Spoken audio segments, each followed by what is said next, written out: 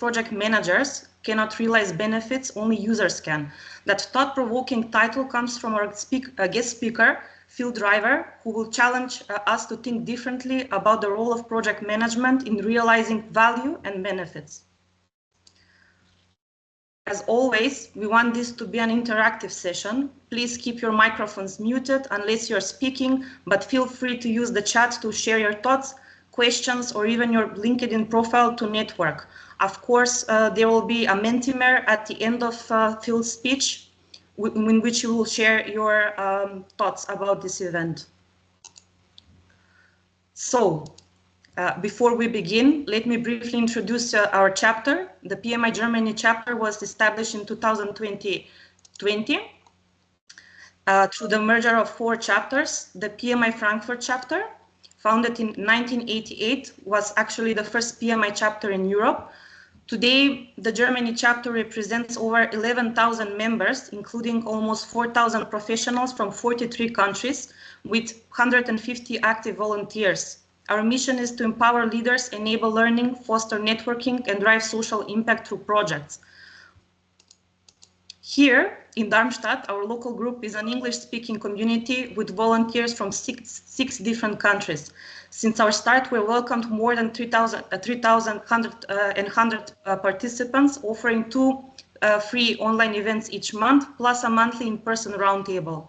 We are also proud of our LinkedIn group of nearly 500 members, which keeps the exchange going beyond our sessions. So if you're looking for a place to learn, connect, and grow, you're in the right place, and you're always welcome to join us. So now let's turn to tonight's special guest. We're honored to welcome Phil Driver, author of Validating Strategies, Linking Projects and Results to Users and Benefits. Phil is widely recognized for his expertise in strategic planning, benefit realization, and system thinking.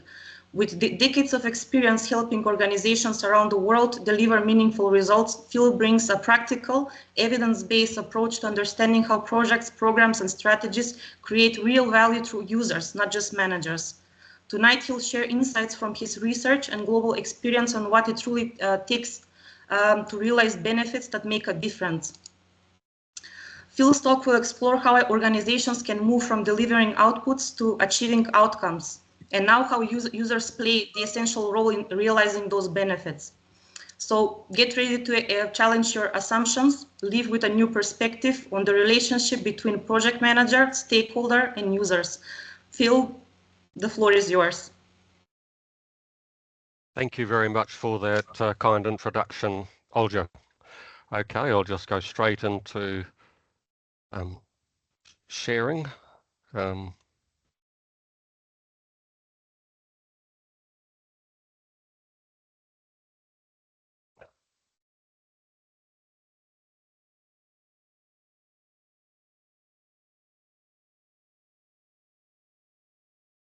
So hopefully you can see my slides now, strategies using the power of PRUB logic.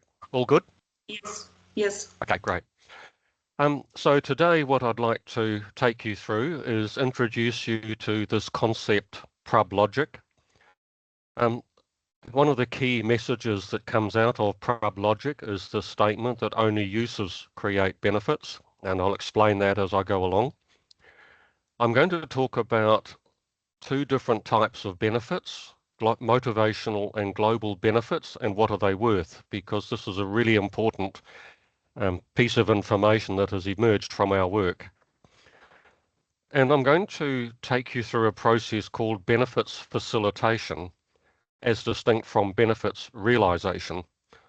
So I will be demonstrating that project managers can facilitate benefits. I don't believe you can realize benefits. And I realize that's quite a challenge to the project management profession. Okay. What's my approach? Where do I come from? Well, I've got my background qualifications are actually in physics and mechanical engineering. But then I started helping large industry groups develop strategies, and that moved on to helping governments and local authorities develop strategies. So I work with complex multi-stakeholder strategies on big topics like climate change or regional scale water management. And these strategies involve hundreds or even thousands of stakeholders and hundreds of projects. So that's the background that led me to develop PRUB logic. So I developed it for these types of environments. However, PRUB logic also works for single projects with single stakeholders. So a key thing in working with large numbers of stakeholders is that everybody has to understand the strategies if it's going to be implemented. And what I find is huge numbers of strategies are simply cannot be understood by most people. So why do we need PRUB logic? These are all the typical words you see in strategy documents. And there's a group in America called StratML that has identified over 90, that's 90 strategy words. And if you're going to work with hundreds of stakeholders, you cannot use that many words. It's just absolutely impossible.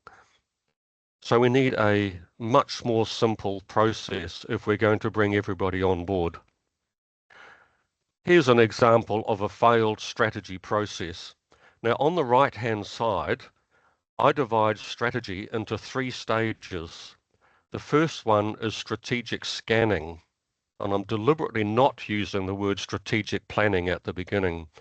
Strategic scanning, all these words in here, is all about looking at the strategic environment and assessing options, doing cost-benefit analysis, SWOT analysis, balanced scorecard, all sorts of different techniques are used to collect information, but that is not strategic planning. That's just scanning. It's just looking for information and analyzing it. Strategic planning is when you apply some sort of focus to all that information and create a strategy. And over again, the sort of strategy I see that comes out of that process is like this picture at the bottom. It's an absolute mess. And the people who create it say to the poor project manager, all you need to do is implement this. And it's just not possible to implement something like that when you've got hundreds of stakeholders. It's just hopeless. So we need a much simpler system. So for open strategies, we established a principle, which is this. We want strategies to have the smallest amount of strategic information that has the highest value to the most people. So having a large amount of information when you're dealing with hundreds of people doesn't work. It suffers from what we call TLDR, too long didn't read. So if a strategy is more than a few pages long, it just won't be read.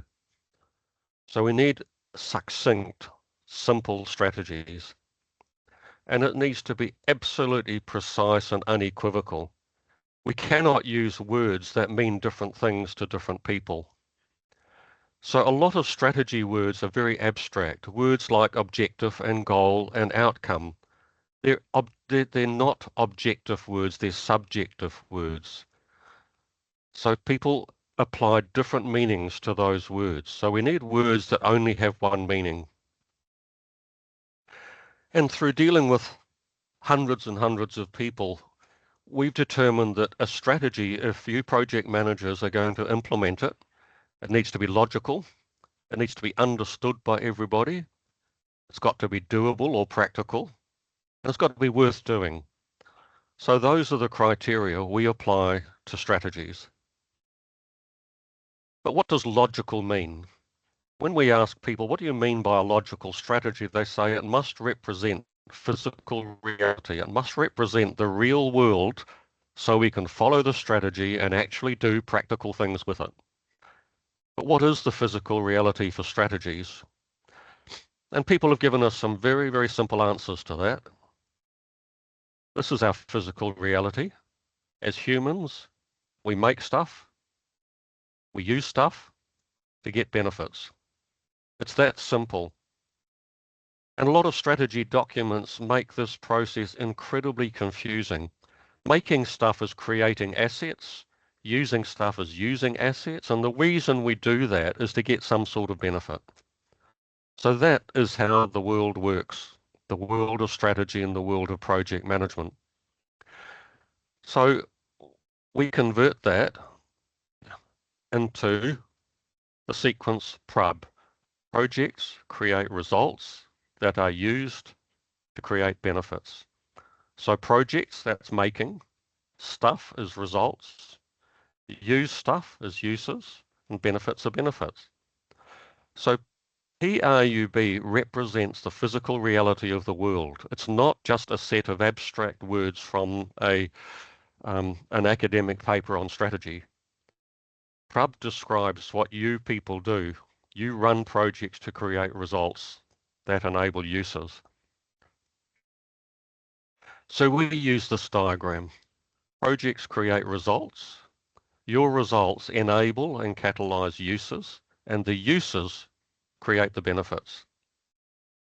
Benefits then motivate the uses. The reason people do uses is because they get a benefit. People don't do a use just because there's a result sitting there to use. They use it so they can get a benefit. So benefits motivate uses. Here's two really simple examples. Imagine there's a project sustainably manufacturing, distributing and marketing a company's new products. The result, the products are available to the customers buy and use them. Benefits, the customers are happy because they've done and achieved what they wanted to achieve, and the company is profitable. Really simple. Another example, build a cycleway from a housing estate to a school. Now you've got a cycleway, children ride on it, and they are safe. It really is that simple.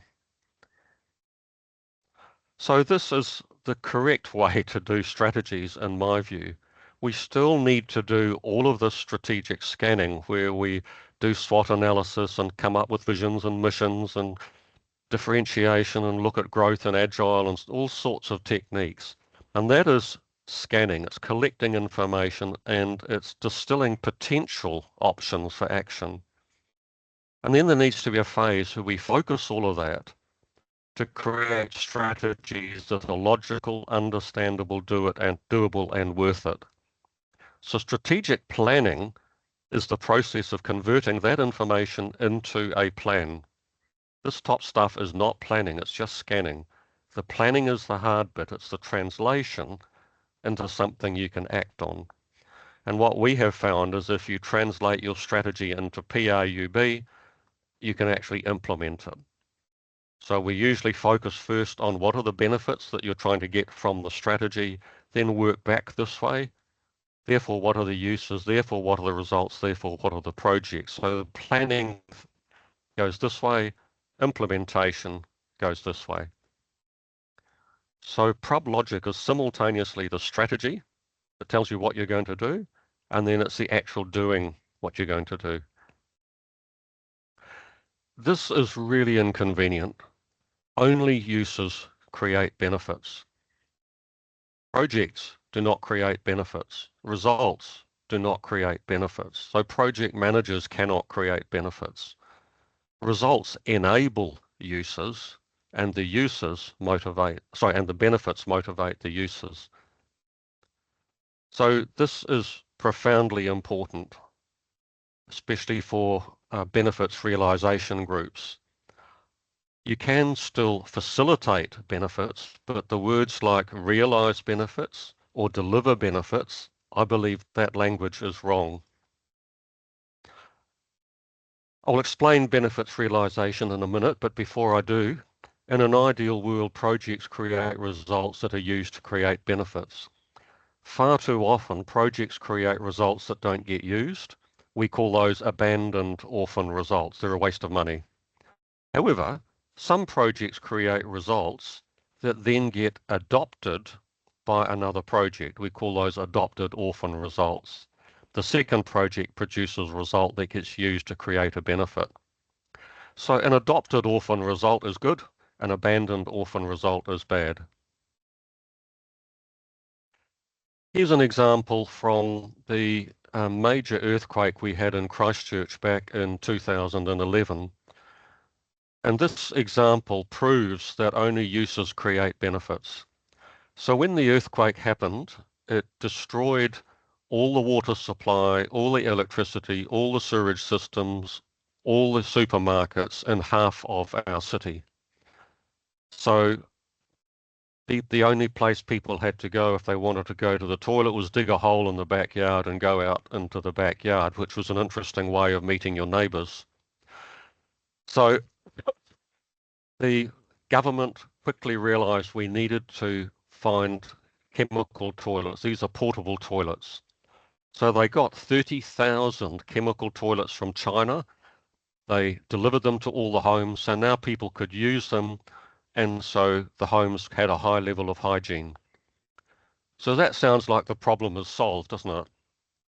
Well, not really, because what are you going to do 3 days later when the toilet's full?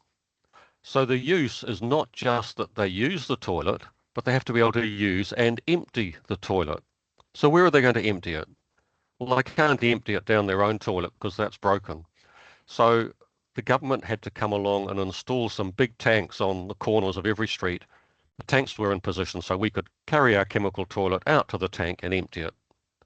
So is that complete? Well, no, it's not yet, because we have to empty them into clean tanks, because these big tanks got filled up pretty quickly. So the government had to have a third project, which was to regularly empty and clean those big tanks. So then they were ready and we could empty into them. Was that enough? No, it wasn't enough, because we had to clean and sanitize our chemical toilets. But there were no supermarkets because they were all destroyed. So the government had to have another project to deliver cleaning chemicals. So now we all had chemicals and we could clean our toilets. So that was really great. That still wasn't enough, because elderly people could not lift their chemical toilets. So they need somebody else to empty and clean their toilets. So government brought in the project managers again and said, okay, now we need you to train and employ reliable people to clean the toilets, take them back to the elderly people. Now the elderly people have got a toilet and they can use it. So I think from this example, it's very, very clear that the project managers could not deliver or realize the benefit. Only the users could realize the benefits. Now, certainly the project managers can enable the users, and if they enable the right results, if they have the right results, they will enable the right users, which will create the right benefits. So project managers, their role is to enable the users by providing the right results. And to understand what is the right results, you really have to understand the uses and benefits. And this is what benefits realization or outcomes delivery has always been trying to do, is to understand how are your results going to be used to create a benefit. Therefore, how can you create the best possible results? And I think that's the job of project managers. So when strategies fail, in my experience, it is not the fault of project managers, it's the fault of poor strategies. Because the project management profession is the most professional industry I've ever had to deal with. I think you've got your act together really well. And the problem is you're trying to create results when nobody has given you this information about uses and benefits, because the strategies don't exist. So just remind you again, only uses create benefits. There are two types of benefits, what I call global benefits and motivational benefits. So a global benefit is a benefit to society and the environment. So if we think of something like climate change, if people are burning less fossil fuel, that will be good for our society and it will be good for the environment. So that's a global benefit. A motivational benefit is a benefit to an individual user. So if a user is using a swimming pool, they personally get a benefit from doing that. But it doesn't do much for the overall society or the environment. And this is really important because I will demonstrate that global benefits depend on motivational benefits. And this is a big problem with climate change. So if people use less fossil fuel in their cars, that's great for the society, it's great for the environment. but most people are not motivated to do that. Most people don't get much benefit from using less fossil fuels, so they keep using their petrol cars. So because we don't have people getting much motivational benefit to reduce their fossil fuel use, we therefore don't get the global benefit. But what are benefits worth? And just because you've got a benefit, it might be a small benefit or a big benefit. So a global benefit, it's got to be greater than all the costs. So the benefit or the worth of having a clean environment must be greater than the cost of creating that clean environment.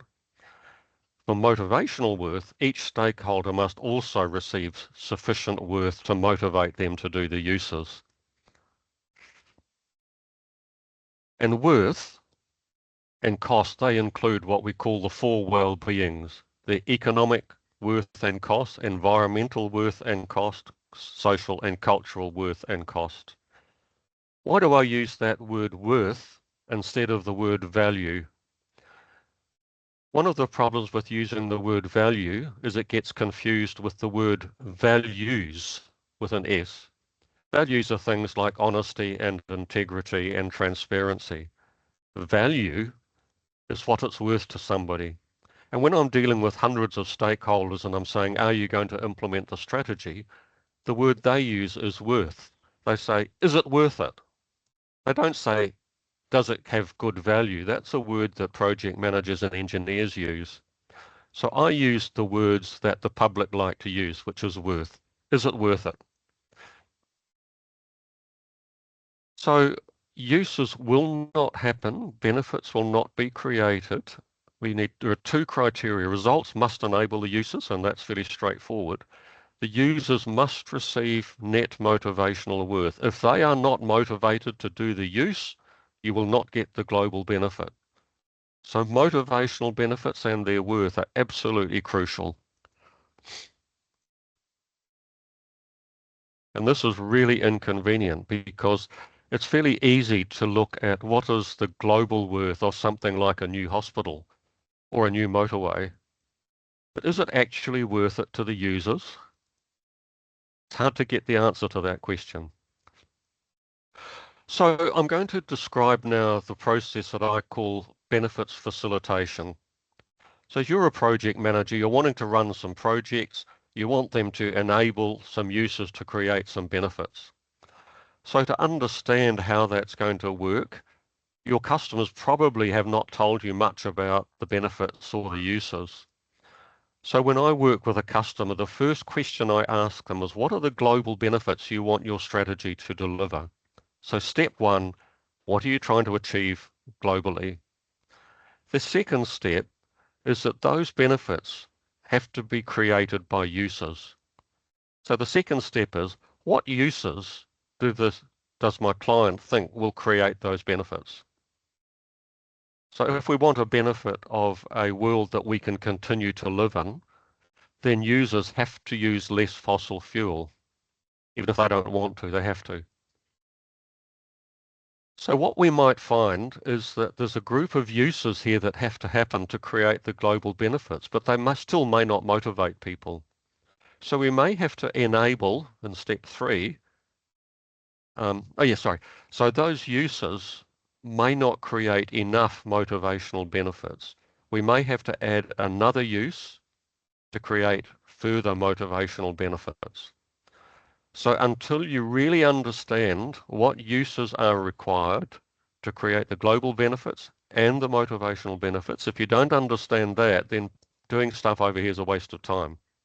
But if you do understand this, it makes your job much, much easier. Because you can say, okay, next step, I can create these results that will enable these uses that will create these things. And your profession is really good at doing that. And then obviously you run these projects to create those results, to create these uses, to create these benefits. If I had time, I would explain the difference between an enabling result and a catalyzing result, but that can be for another session. So this is what a strategy looks like. We start at the right-hand end. What are we trying to achieve globally? What uses will cause those benefits? What other uses do we need to add to make sure people are motivated? When we understand those uses, you create the results with projects. So this is your territory, which you're very, very good at, but now you're informed of why you're doing it. And I think that's really important so that you can create the best results. And then ultimately you implement your projects and results. They create the uses that generate these wonderful benefits. So in my world, I don't use the word realize benefits anymore. I use the word facilitate benefits. So that process I just took you through is what I call facilitating benefits. You're still aiming to create benefits. You're still taking some responsibility for benefits and outcomes, but you're accepting that you personally cannot actually create them or realizing them. You can facilitate them by asking your customers the right questions. So I've talked about just one element of PRUB logic. And what I discovered once we had this idea of PRUB logic is we could do many other things with it. So it provides a logical framework to better understand many things. It helps us understand, what does success mean? And I've had some really good conversations with Dave Garrett at PMI Global in America. So Dave's a senior advisor to the chief executive. And he did some research on what does success mean. And project managers came up with all sorts of different definitions of success. For some people, it was that the project produced a successful result. For others, they got paid for their work. And what was important in that study was that success defined what motivated all the different stakeholders. In PRUB strategy, we tend to use the word achieve. What did the PRUB strategy achieve? It achieved the benefits. So we distinguish between success, which is somewhat subjective and can mean different things to different people, and achievement of benefits. Accountability is really important, and I'm actually going to run through to a slide on that in just a minute. A strategy is what we call validated if it's logical, evidence-based, and worth it. 3 types of evidence, and I can explain that in a minute.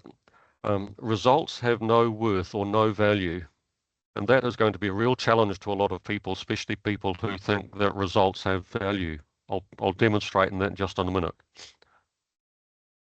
Projects produce results that are used to create benefits, but we find that when you're thinking about strategy, it's often best to reverse that, to start with benefits or perhaps start with uses.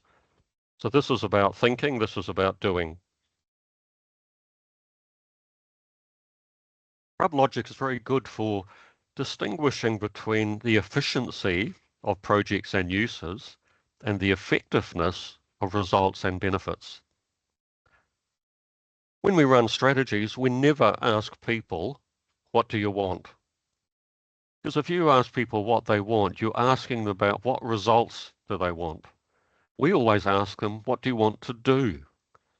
Then we say, why do you want to do that? And so we ask about uses, because once you understand uses, everything else is easy. And different stakeholders have different motivations. And I can refer you to this work by Everett Rogers. And I'll just touch on that very briefly now, because I think I've got enough time to do that. And also different strategic environments need different strategies. So if you're building a pathway, it's very simple. You know what the rules are. If you're building something much bigger like a motorway, it's complicated and you need to bring in experts. If you're trying to manage a rainforest, that's complex and there's a whole set of different rules for managing that. And if you're in an earthquake, you're in a chaotic environment and you have different set of rules again. So I'm just going to jump over that slide. This slide might interest you. So across the top here, I've listed 4 accountabilities. Who is accountable for the efficiency of the projects? Who's accountable for the effectiveness of the results? Who's accountable for the efficiency of the uses? Who's accountable for the effectiveness of the benefits? And there's three types of accountability.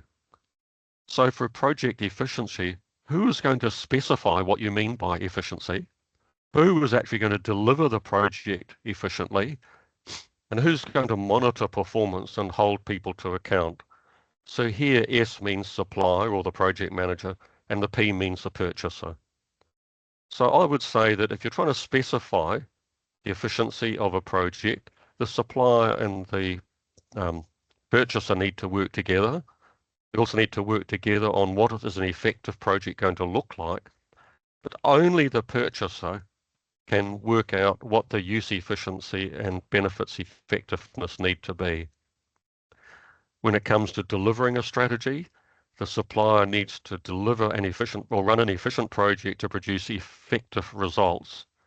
But you don't have control over the uses and benefits. That's the responsibility of the purchaser. So I've written a whole paper on this subject because people say, who's accountable for a strategy? And I say, well, there's several different stakeholders that are accountable for different aspects of a strategy. It's not just one player who's accountable. Results have no worth. So it costs money and resources to achieve a result. If it's not being used or won't be used, they are just costs.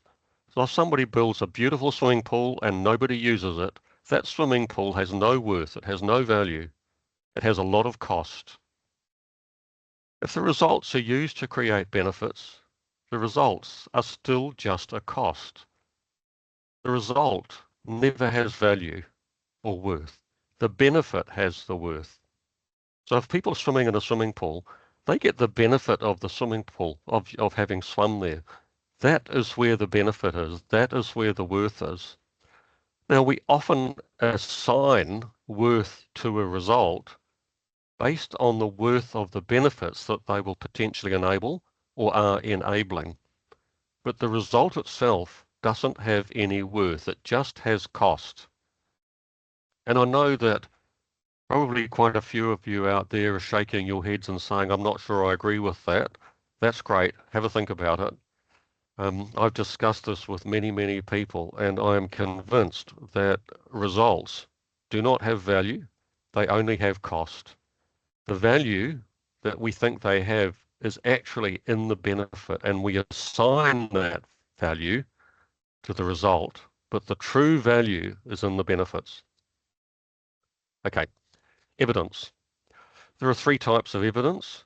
So it's what I call causal evidence. So projects cause results, uses cause benefits.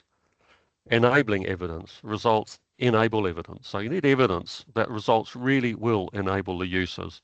And motivational evidence, worthwhile benefits motivate uses. So we need evidence in a successful strategy that that motivation really will happen. So when people say we need evidence for our strategy, you actually need these three types of evidence. And that evidence sits on the linkages between the project's results, uses, and benefits. So again, I've written a paper on that subject. So causal and enabling evidence tell us if the strategy is doable. Motivational evidence tell us if the strategy is worth it. When we're dealing with users, we're not all the same.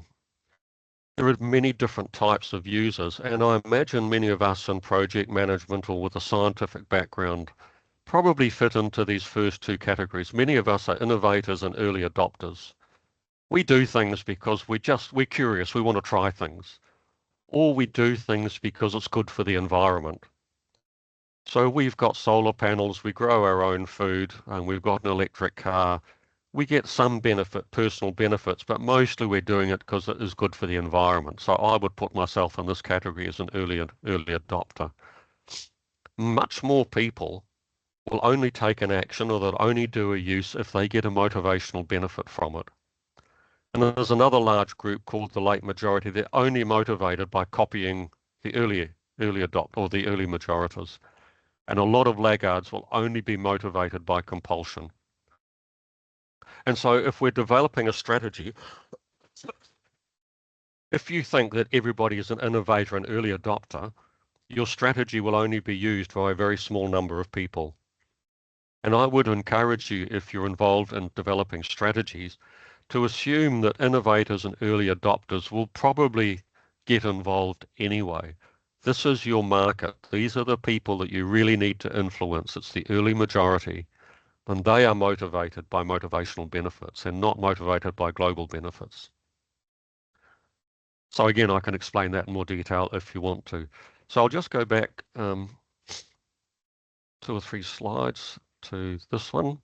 So that's the end of my formal presentation. I'm very happy if anybody wants to email me or phone me or have a Zoom conversation about anything that I've presented. And I'm very happy to answer questions. So I'll stop sharing at this point and back to you, Olja. Yeah. Thank you so much, Phil, for your lovely presentation. Actually, this inspired me to ask you a question. What practical methods or tools can project manager use to trace the benefits, outputs to real user outcomes? Can they do that? Because sometimes project manager, they can start the project and sometimes they cannot foresee till the end the results. And how is there a tool that can measure that, how the uses are? This is my question. It's more from a more practical perspective. With great difficulty.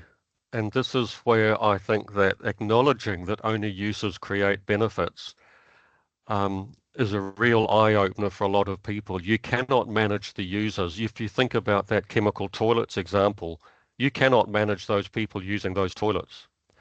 And so instead of using concepts like managing uses and benefits, we need to use concepts like influence or motivate or inspire. So these are non-controlling words. These are psychological concepts. So a project manager can go to users or to a purchasing agent and say, look, we understand these uses need to happen in order to get the benefits. How do you know that the uses will happen? How do you think the users will be motivated? So even if you're building a new motorway, how do you know people will use it? When I was in England, there was a motorway up near Birmingham, and it was an absolutely beautiful motorway. It had been built beautifully by the project managers and engineers, but almost nobody was using it because it just wasn't where they wanted to travel. And you had to pay quite an expensive toll, and people didn't want to pay that money. And I think if we look at another example in the UK where the government is talking about HS2, which is the high-speed train between London and Birmingham, and it's going to cost billions and billions of dollars. And they say, okay, it'll save time for people on the train. If you ask people on the existing train, do you want to get to London faster? A lot of people say no, because the train has got Wi-Fi, and when I'm sitting on the train, I get a lot of work done. So a slow train with Wi-Fi is very valuable to me. It's better than a fast train. So that is a use that is very different from what the government thinks the use should be, which is people sit on a train and get to London fast. They don't want to. So yes, this is a real difficulty for project managers. I'm not suggesting this is easy. Sorry, Olja, I wish it was. But you really have to go and talk to whoever is purchasing your project and ask them, do they understand the uses? And I suspect they probably don't. And so you need to encourage them to understand the uses. And that's why my benefits facilitation process starts by saying to the purchaser, what are the benefits and what uses will create those benefits? It's hard. It's really difficult. And the strategy industry or strategy profession doesn't do that. Now, your project management profession, you have a professional body, Project Management Institute. There is no equivalent body for the strategy profession. Harvard Business Review and Kaplan and Norton have shown that between 60 and 90% of strategies have no impact. Most strategies fail, absolutely. And so the approach I've taken is to start from the view of a project manager.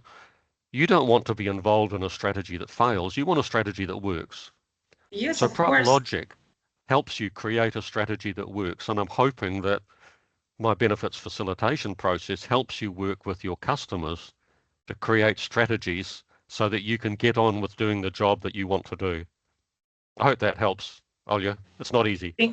Yeah, thank you so much for answering that question. I have another one actually. It's a bit of this question is with this influence of artificial intelligence. Do you use that? How can it be used in the PRUB logic? Do you see a benefit in that? Because I am an architect by profession, and actually I can see it as a good tool. What is your intake on that? Yes, I'm excited, and I'm having some really good conversations with Merv Wyeth on that. The option we are looking at is if we take a government strategy document and we use AI and ask AI to look at the strategy document through the lens of PRUB logic and to tell us, is that government document, strategy document going to work? And each time Merv and I have done that, we've been able to prove that the government strategy will not work. Oh. And Merv's been able to prove that in just in a matter of minutes. And he's done that with a New Zealand strategy document that it's one that really annoys me. And we have proved using AI that it will not work. So the combination of AI plus PRUB logic is incredibly powerful. In fact, I find it quite scary. So I can't give you much more because Merv and I are still working on this. Of course, of course. And I would like to end up with a system where you put your strategy document into it, and within 5 minutes we tell you whether it's going to work or not. And I think that's possible.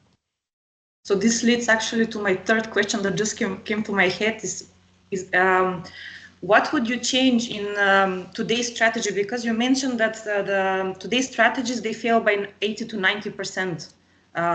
So you have to either reuse them or go with another strategy. What could you change? Is this, do you think that this is the only path, or this will be the starting point for different aspects of it? Will it be like a tree with roots and it goes bigger and bigger? What is your intake on this?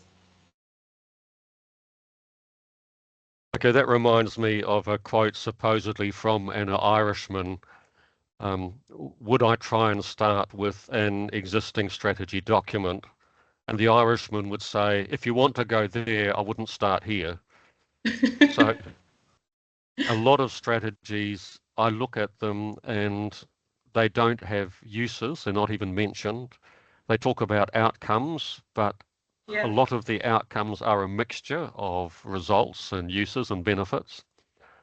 And so I try and find in that existing document anything that is a project, a result, or a use or a benefit. And then I put it into our framework and I show the customer all the gaps. I said, you've got all of these results, but you've got no uses. How do you think they're going to be used? So I do try and start with an existing strategy document. And if you've got a bit of spare time, you may be familiar with the Sustainable Development Goals. There are 17 Sustainable Development Goals. So now that you understand PRUB logic, go and have a look at those Sustainable Development Goals and ask yourself, are they all goals? Are they all benefits, or are some of them uses and then some of them results? And you'll find that some of them, like clean water, that's a result. Healthy citizens is a benefit. So even those wonderful United Nations Sustainable Development Goals are a mixture of results, uses, and benefits, and I don't think that's very helpful. So I am planning on rearranging those goals into a PRUB strategy, which puts them in the right place and then shows that clean water leads to a use of people drinking clean water, which leads to a benefit of healthier people. So even at the highest level of government, many strategies are very, very poorly structured. which makes it hard for project managers to do anything with them. Does that help, Olja? Yes, that clarifies, and you put it quite clearly with the usage of the water, actually. That gave me the clear answer. Thank you so much. Does anybody else have any questions? I have no question, but I would like to say a comment. The example of the toilet, Yeah. remind me on projects in the development countries, in the global south. There was a session, I think 1 or 2 years ago with PMI. Someone from Africa reports a project. It was to build sanitary toilets in Africa, and it was failed because the people don't use these toilets. The culture has not allowed to do it because going to toilet is something they have to hide, not to show openly in the public. And therefore I think your method, and also you mentioned the 17 global sustainable goals, that's something people which carry out projects in the development countries should give more attention to your approach. I have evaluate some projects in developing countries, and the most successful companies which carry out such projects are working with partners, local partners in the country, in the region. And then they have the link to the culture, and then they can make a facility study with the partner organization before, and then they can put real good projects that the result will be used. Yep. Good.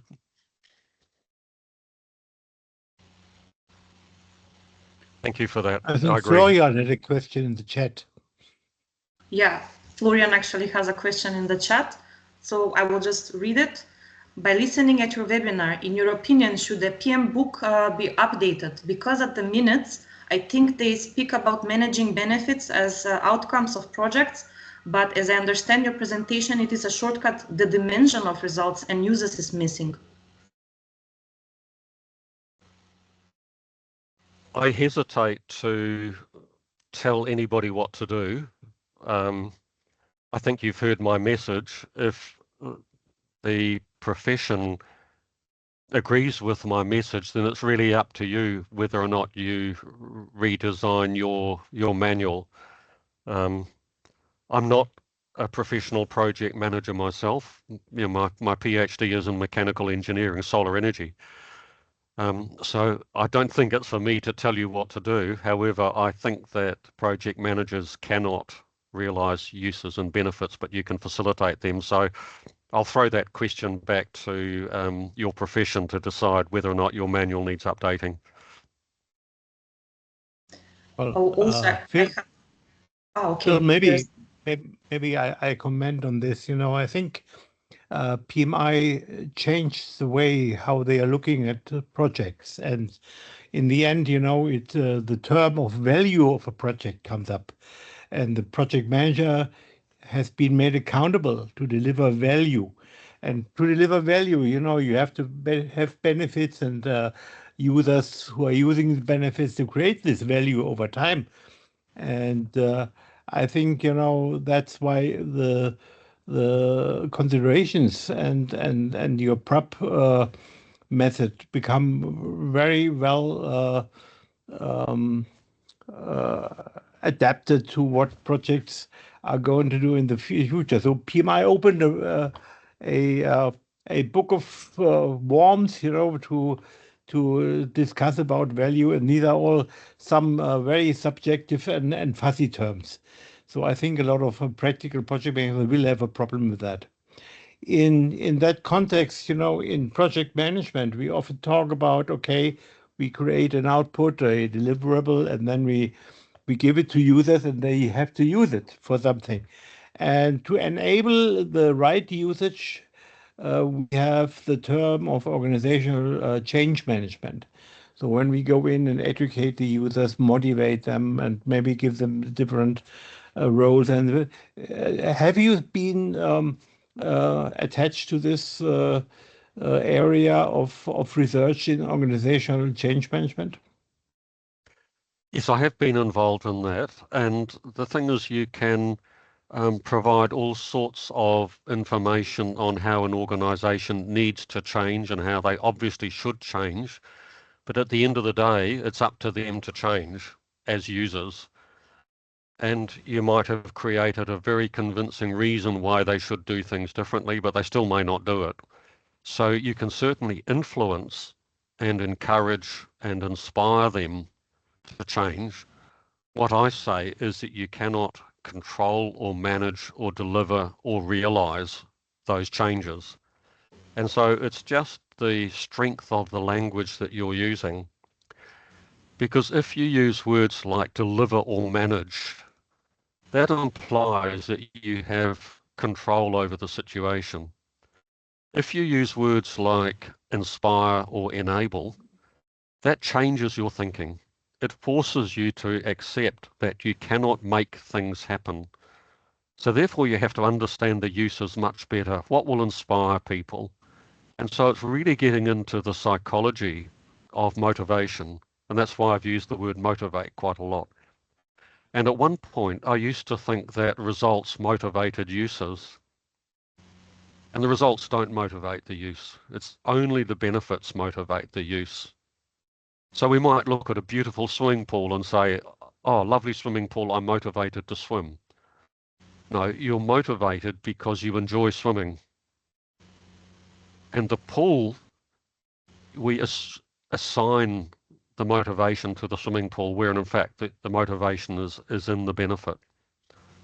And I know it sounds like I'm being very pedantic here, but I think it's important for project managers to get a sense that you have total control over projects and results, and you can only influence uses and benefits. And I think it's absolutely appropriate that you do influence uses and benefits. But you have to use techniques that are not controlling or managing techniques. You have to use techniques that are influencing and inspiring and motivating techniques. Yeah. And I mean, I'm a white male engineer, and I found that very, very difficult. I have to be honest, because, you know, as engineers, we like to control and manage things. And I've had to learn that I can't do that. And so in our company, we do not allow the use of words like control and manage. They are banned. And we don't use deliver either. I fully agree what you're saying. I think, you know, that PMI used to talk about these leadership skills and emotional intelligence, one of the core things you should develop to develop your leadership skills. And in the end, emotional intelligence culminates in being able to influence others. That's what you just said, you know, and makes them follow you and makes them be motivated to do something, show them a reason to a purpose.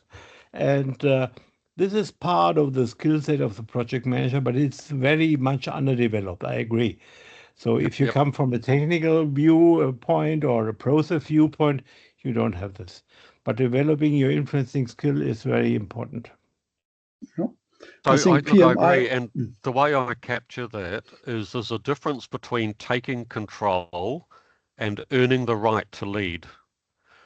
So a leader can't just come in and say, I'm going to lead all of you users. However, if someone who's very capable comes along and demonstrates that they know a lot of stuff, they know what they're doing, they're listening very, very carefully, over time, they will earn the right to lead. They will become an influencer. And that is the mindset that I think we need as project managers. We need to go in and say, how can I convince these people to trust me? So it's trust and earning the right to lead, not taking control. Yeah. In PMI, there was also a shift in the earlier version of PM book. Yeah? There was the discipline stakeholder management. Yeah? And it was termed in stakeholder engagement. Yeah? I think that's the same. We can't manage the stakeholder, but we can influence the stakeholder, and we have to analyze each stakeholder, what they have to on your priority list, and so on and so on. Yep. And look, I agree. And the really hard thing is we have to get it in our head permanently that we are influencers, not managers, not controllers of our stakeholders. And I mean, I'll admit it took me quite a few years to really get that embedded in my head that I can only influence, I can only earn the right to lead. And I can't just pretend to sort of go out and listen to customers in order to manage them. I have to listen to them in order to influence them. It's quite a challenge. Can I just jump in with a question stroke observation? Yeah. So one of the things that I often do in a webinar like this, and you know, congratulations on this. There's quite a lot that goes into it. But at the end of the webinar, I will ask a question: what have you learned, or will you do differently as a result of attending this webinar? And this comes back, I think, to Phil's point about doing something about it. Because if people didn't show up, then that's an orphan result. If they listen and perhaps just enjoy themselves, still kind of there in terms of the result. But if they take the content and use it and do something else, for example, evangelize the concept or apply it within their project, then their behavior in using this actually represents benefits. So I think, you know, in terms of you can think about the kind of level of return on investment of running a webinar. What is it that people actually do as a result? Does that of itself then create some additional benefit? And it comes also back to Phil's point about, you know, we may have some concept of the kind of global value or worth or benefit of our events that we organize, and I know we organize lots of them, but it's the attendees who do something with it that ultimately create the benefit. Discuss. Thank you, Murph. I agree. Thank you. It actually put me into a deep thought, actually, this Maybe that's a good thing, but yeah, thank you. Well, I guess from my point of view, if I've challenged people's thinking and people disagree with me and then go away and think about it, and often people argue with themselves, you know, I think Phil's right, no, I think Phil's wrong, no, I think they could be right. Just if you do that alone, and particularly only users create benefits, you know, if it's triggered some thinking, triggered some more conversations, I think that's helpful. So Merv, I appreciate your comments there, thanks. Yeah, thank you so much. Actually, I have another question, but this is more from, it's a mixture of engineer and project manager, like something in between. How can you implement this so a project is efficient from time, scope, and budgeting, of course? You're an engineer, you know that we function with short deadlines, unannounced deadlines, and etc. How can you use this for the project efficiency so you can predict it? So because you cannot measure the uses. This comes somewhere at the end as I'm seeing it, or by observation, should I say? Or what is your intake on this? I think you can really only measure the efficiency of a use of a project, sorry, and that's what you do all the time. The efficiency of a use, I don't really have an answer for that one. If people are doing the uses, they must have decided it's worth doing and it must be sufficiently efficient for them to do it. If they're not doing the uses, we can have a look at, well, why are they not doing the uses? Are they not getting the benefit, or is it too difficult for them to do the use, which would mean it wasn't very efficient? So is there a way of making that use easier and therefore more efficient? And I think this is an area that needs quite a lot of research. How can project managers really make a use efficient? And I mentioned earlier on enabling results that enable a use and results that catalyze a use. And I'll just give you a quick example here. If you were building a gymnasium, you could have a gymnasium that was fully enabled. So you've got a gym, it's warm, it's got all the right equipment, it's got training, it's got a tutor, it's got car parking, it's on a bus route. So it's fully enabled. People can use it, but they still may not use it. And it may be that we need what I call a catalyzing result that's sitting alongside the gymnasium. So if you build a cafe and a supermarket next to the gymnasium, they may catalyze the use of the gymnasium. So you haven't changed the gymnasium, but you've added something that inspires people to go to the gym, because while they're there, they can then go to the cafe, go and have a cup of coffee afterwards, do their shopping and go home. So quite often there will be a result that increases the motivation, but isn't actually a result that would be part of a normal, part of your normal, project work. So it's understanding uses. It's looking for not just what will enable the use, but what will motivate the use. Do you need some other catalyzing result? And again, that's difficult, and it's the sort of stuff that your purchasing agent, they should be responsible for that, but you may need to encourage them to think about that. Does that address your question, Olya? Yes, actually. And it got me into thinking. Basically, it's like, I will put it more in a picture. So basically, it's like when a person goes for a bike ride, let's say in a bike lane, and it has spectacular views, mountains and etc. But it won't motivate him if he's not having a good condition, or whether he has like little shops on the way to drink water, maybe coffee, eat something, sleep, of course. If it's just a road with beautiful scenery, the motivation is almost non-existent.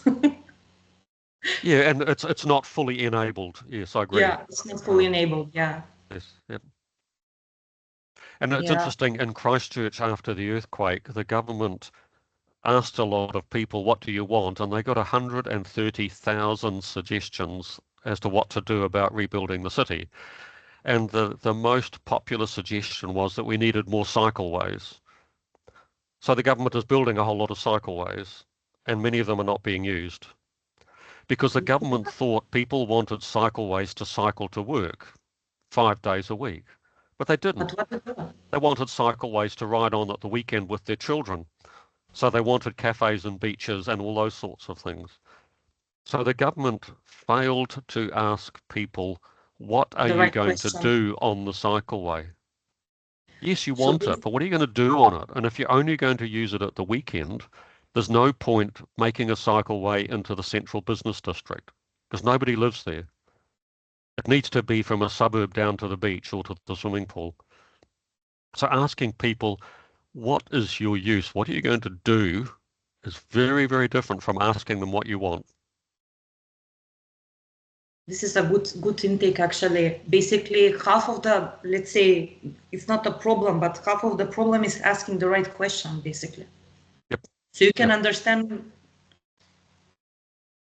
because you put it quite clearly in a really good, a good picture. Like, I want more bicycle in, but it can mean I want bicycle in with sceneries or with cafes and to go to the beaches and etc. Not just to go to work, for example. Yes. It's quite beautifully put. Yep. So I argue that PRUB logic provides you the thinking framework to say, okay, I'm a project manager, I'm going to run this project to produce these results. Hey, I wonder if they're going to be used. And so I think it's really good if project managers then do ask that question. How is it going to be used? When is it going to be used? How often is it going to be used? Why is it going to be used? And if nobody can answer those questions, then I suggest you shouldn't do the project. It's a rough intake, but but yeah, it comes down to it.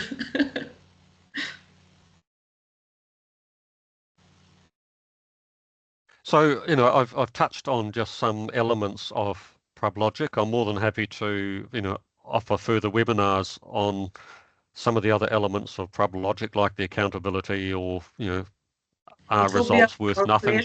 Yeah, over to you if you want. Yeah. Sorry, what was that, Olja? It will be our pleasure if you come one more time to Darmstadt to present. And I also want to encourage everybody who is attending this webinar. We will leave contacts of field if they have questions regarding the PRUB logic or just to connect and share some ideas. They can freely.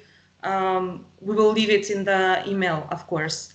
And I would like, if there are no more questions, I think not. I will continue with our next events. Our next events is going to be our roundtable with an Indian grill, of course. It's going to be with Heike Stock, the speaker. The next roundtable is going to be in a Hochschule. It's going to be a roundtable number 37. And of course, in late October, we have Stefan Miteski. He's going to present on his topic, Build for Scale. They said we perfected waste, how the service maturity framework brought clarity and alignment. And of course, at the beginning of November, we have another speaker, Markus Kopko, redefining the future of projects and program management.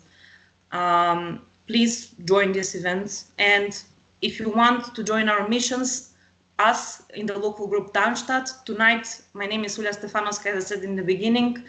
Florian, Adrian is here. He's from France, but he works in Darmstadt. Thomas, I think that he's still, no, he left. Thomas Valenta was here from Germany with us. Mohamed Rezai is from Afghanistan. Almira Hasanovic is our new volunteer from Montenegro. She lives currently in Germany. And Maria Robesh is also from Macedonia, but she lives in Brussels. As you know, we are the only local group in Germany that is communicating in English, and we're having our events in English. So if you want to join us, please copy this link and write to us. And of course, this is the PDU code. Copy it. And if please, if you have forgotten, please put your intake on the Mentimeter. It is really important for us so we can measure our events.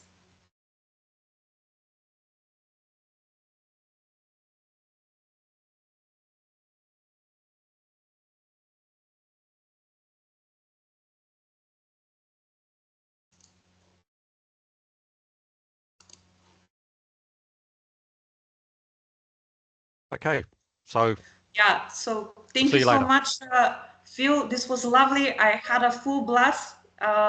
We expect you to do maybe in the future another event. Well, we can have exchange emails about that. That'll be great. Yeah, yeah. Okay, thanks for the opportunity, and you know, once again, thank you for organising it. And I'd like to thank Merv, who's been a wonderful supporter for my work in the Northern Hemisphere. And yeah, I hope you all sleep well.